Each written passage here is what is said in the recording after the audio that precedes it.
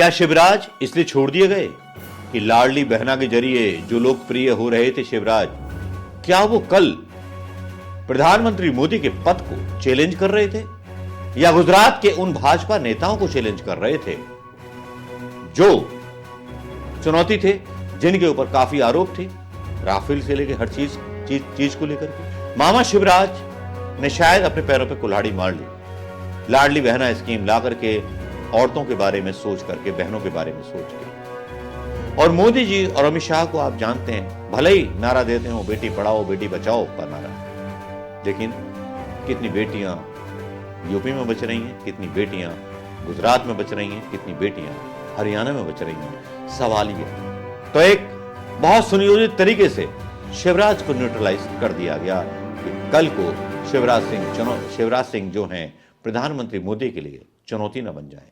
क्या ऐसा था? सवाल तो बहुत है।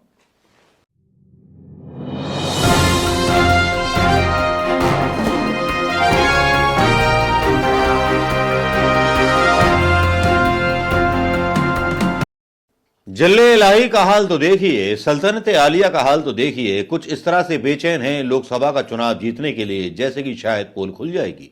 ठीक उसी तरह से जिस तरह से भाई मध्य प्रदेश के चुनाव में हुआ। मध्य प्रदेश के चुनाव में तो मामा शिवराज की बहनें रोती हुई नजर आई और मामा भी रोते हुए नजर आए। वाकई में शिवराज सिंह चौहान ने जिस तरह की मेहनत की थी उसका रिवार्ड नहीं मिला। जो असंवेदनशील नेता होते हैं, संवेदनशील नेताओं को भूल जाते हैं। एक ऐसा बेस तैयार करके दिया था शिवराज सिंह चौहान ने जिसके आधार पर उनका मुख्यमंत्री बनना तय था। लेकिन देखिए अनुशासन भारतीय जनता पार्टी का कि शिवराज पीछे हट गए, वसुंधरा राजे भी पीछे हट गई और रमन सिंह भी पीछे हट गए। मुझे गांधी जी के 3 बंदर याद आ गए, बुरा मत कहो, बुरा मत सुनो और बुरा मत देखो। वो गांधी जी के 3 बंदर मुझे इसलिए याद आ रहे थे कि वो मतलब एक सच्ची बात थी। लेकिन अब मुझे गांधी जी के जिस तरह के वीडियोस आ रहे हैं उस तरह से मोदी जी के मतलब 3 लफंडर नजर आ रहे हैं। 2 मुख्यमंत्री की घोषणा हो चुकी है, दोनों मुख्यमंत्रियों के बारे में गाली के वीडियो काफी वायरल हो रहे हैं सोशल मीडिया पर। यह बड़ी हैरानी वाली बात है कि सीएम जिनको बनाया गया है वो मां बहन करना जानते हैं एक, और गाड़ना भी जानते हैं। वो सोशल मीडिया पर आप सब लोगों ने देखा होगा, उसको मैं अपने इस वीडियो मतलब इस यूट्यूब ब्लॉग में डाल करके जो है गरिमा कम नहीं करना चाहता। लेकिन प्रधानमंत्री मोदी जी का प्लान सी बी जो भी रहा हो इनको बनाने का, मोहन यादव कोई नहीं जानता। यहां मध्य प्रदेश के अंदर बड़े गांव के लोग बोलते थे भैया ये कौन है कौन है कौन है कौन है कौन है। मामा को तो सब जानते हैं लेकिन कौन है कौन है कौन है। और फिर भजनलाल कौन है कौन है कौन है, राजस्थान में मेरी ससुराल है इसीलिए वह कौन है भाई ये कौन है। तो बस गूगल पर प्रतिक्रियाएं चलने लगी। सांगानेर से विधायक हैं, पहली बार जीत करके आए और वसुंधरा राजे जो थी पोज देती हुई नजर आई जैसे कि उन्होंने अपना गुलाम एक बना दिया हो मुख्यमंत्री और उसी पे मान गई हो कि ये डमी मुख्यमंत्री बनाए गए। चलेगी आपकी। क्या वाकई में प्रधानमंत्री मोदी जी ने इन तीनों स्टेट में शैडो मुख्यमंत्री दिए हैं जो या तो दिल्ली के इशारे पे काम करेंगे या फिर स्थानीय पूर्व मुख्यमंत्रियों के इशारे पर काम करेंगे? सोचने वाली बात यह भी है कि कुछ लोगों ने यह लिखा कि मामा शिवराज अगर सीएम नहीं बने तो इसका मतलब मशीनों की जीत है। कई तरह की भ्रांतियां सोशल मीडिया पर फैलाई जा रही हैं, लेकिन किस चीज पर यकीन करें किस चीज पर यकीन ना करें, क्योंकि यहां असलियत में हवा कुछ दिखाई देती है और 150 सीट पार कर जाती है मध्य प्रदेश के अंदर बीजेपी। जिस बीजेपी के खिलाफ एंटी इनकम्बेंसी सहित उस चीज का आरोप है कि जिन्होंने कांग्रेस की सरकार को गलत तरीके से तोड़ा मरोड़ा। यहां कमलनाथ की भूमिका भी कम संदिग्ध नहीं है। उधर छत्तीसगढ़ में भूपेश बघेल जो कहानियां शुरू करते हैं, गाना शुरू करते हैं सोशल मीडिया पर, असल में जो वादे किए थे राहुल गांधी के वो चुनाव से 1 साल पहले नजर आते हैं, इसलिए भूपेश बघेल चुनाव हारते हैं। यहां ईवीएम को दोष दिया जाता है। ऐसी एक पिक्चर कांग्रेस के द्वारा खुद सोशल मीडिया पर बनाई जाती है कि हम चुनाव जीत रहे हैं, हम चुनाव जीत रहे हैं। अशोक गहलोत भी ऐसी पिक्चर बनाते हैं सोशल मीडिया पर अपनी योजनाओं को लेकर के। लेकिन क्या संगठन पर कांग्रेस के कार्यकर्ताओं को संगठित किया गया? शायद नहीं। चलिए कांग्रेस की कमियों पर बात ना करके जो वर्तमान का सिनेरियो चल रहा है उसी पर बात कर लेते हैं कि जिस तरह से गांधी जी के 3 बंदर थे जो कहते थे बुरा मत देखो, बुरा मत सुनो, बुरा मत कहो, उसी तरह से मोदी जी के 3 कलंदर आ गए जो कहते हैं कि बुरा भी देखो, सब कुछ देखो और रिएक्ट भी करो। और मोदी जी जब बोले जमूरे उछल तो जमूरा उछलेगा, जमूरे लेट जाओ जमूरा लेट जाएगा, है जमूरे पीक मार जमूरा चिल्लाएगा। शायद ये शैडो मुख्यमंत्री चुने गए हैं जिनको कोई प्रशासनिक अनुभव नहीं है। इसकी आलोचना होगी, बराबर होगी, कांग्रेस भी आलोचना करेगी। यह बात प्रधानमंत्री मोदी जी के दिमाग में पहले से थी और जब कांग्रेस इसकी आलोचना करेगी तब बीजेपी का स्टेटमेंट आएगा कि हमने एक आम कार्यकर्ता को मुख्यमंत्री बनाया है। तो कांग्रेस ने तो अपने किसी आम कार्यकर्ता को कभी तरजीह ही नहीं दी। भाई सीधी सी बात है, लोकसभा चुनाव जीतना है तो उनको 3 ऐसे शैडो सीएम चाहिए थे कि जिनके इशारे वो जो दिल्ली के इशारे पर काम कर सके।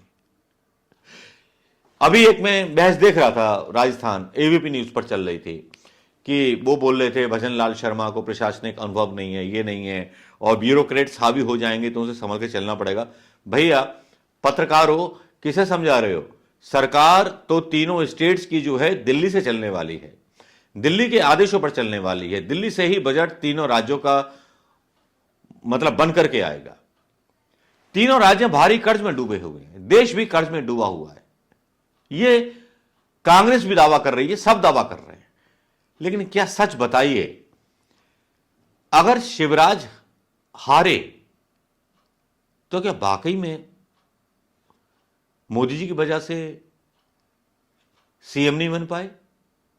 बहती हुई बहनाओं के साथ शिवराज सिंह चौहान, हर कोई बोल रहा है कि शिवराज सिंह चौहान के साथ अन्याय हुआ है, हर बहन बोल रही है।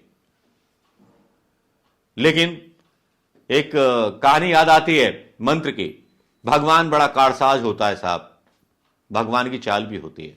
शिवराज मामा एक ऐसी शख्सियत थे जो विवादास्पद नहीं रहे।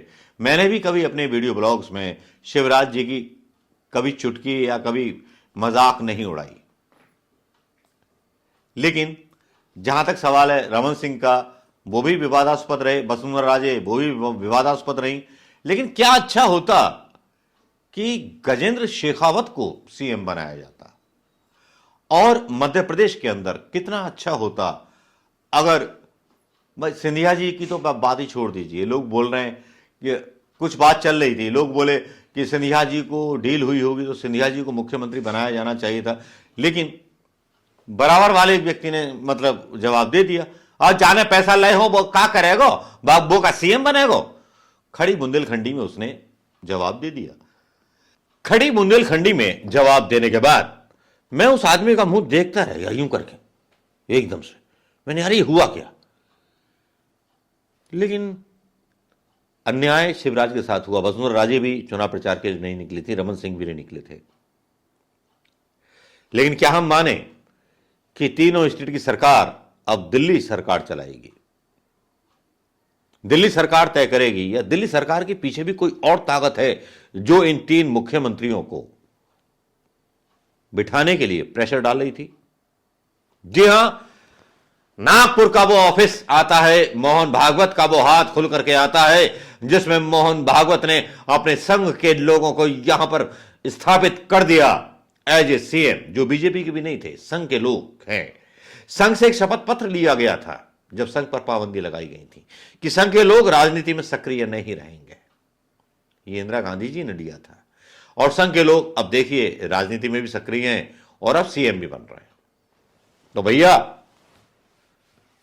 राम मंदिर पे ऐश कीजिए, रोजगार मांगना भूल जाइए। लेकिन आज पता चला शेयर मार्केट में कि रेलवे विकास निगम भी बन गया है, रेलवे फाइनेंस बोर्ड भी बन गया है।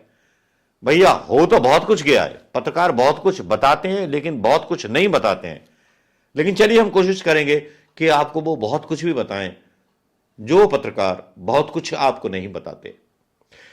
दोस्तों मेरा बस सिर्फ इतना कहना है, क्या आपको लगता है कि 3 जो सीएम चुने गए क्या वो शैडो सीएम रहेंगे या वो अपने फैसले खुद ले पाएंगे? भजनलाल शर्मा, मोहन यादव और विष्णु सहाय, क्या अपने तरीके से वो काम कर पाएंगे? क्या वो स्वतंत्र होंगे अपने राज्य में काम करने के लिए? सवाल यह होता है और क्वेश्चन मार्क लग जाता है जब नए नेता आते हैं। वसुंधरा सिंधिया आप सब जानते हैं उनका वर्किंग स्टाइल, शिवराज सिंह चौहान सब जानते हैं वर्किंग स्टाइल, रमन सिंह सब जानते हैं वर्किंग स्टाइल। लेकिन आने वाले समय में होगा क्या, यह भविष्य की गर्त में छुपा हुआ है।